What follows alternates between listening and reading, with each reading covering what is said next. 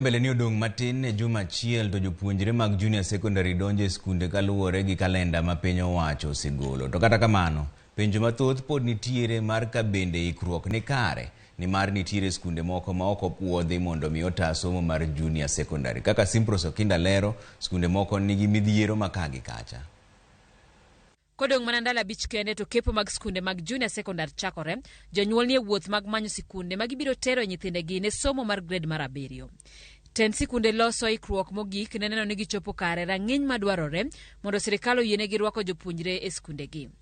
E kaunti ma Migori gie sani, skunde ma kwan giromo 700 kuom skunde duto 924 mag ji giwegi kod mag piny owacho osepuodhi mar rwako jopuonjre grade mar 7.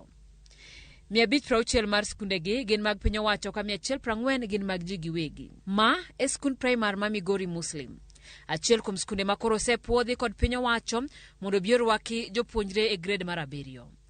Kata obedo ni gisetemo iko mwandu mag somo ne jopuonjre, nenore ni piny owacho pod ni kod tich mar bero moko kuom kilese e skundno mondo olos lwasi makare.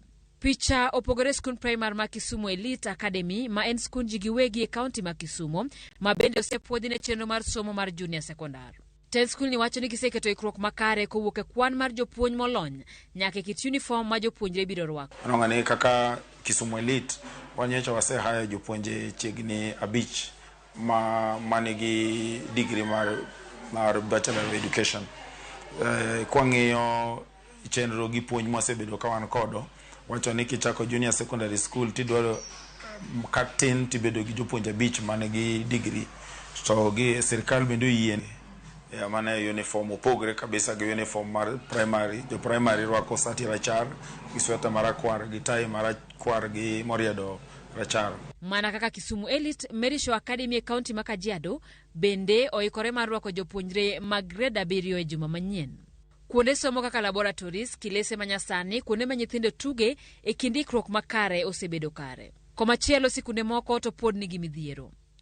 Skund primar ma Ogada manitiere sub county Mandhiwa kaunti ma Homa Bay nolor apoya nono kod migawo ma ochung' ne thieth kod ngima oganda kaluwore gi onge mar choo. Ten sikunde kata kamano ni kod geno ni gibiro nyalo gero choche mondo somo dhi nyime. Waromo kod board kaachiel kod japuonj maduong'.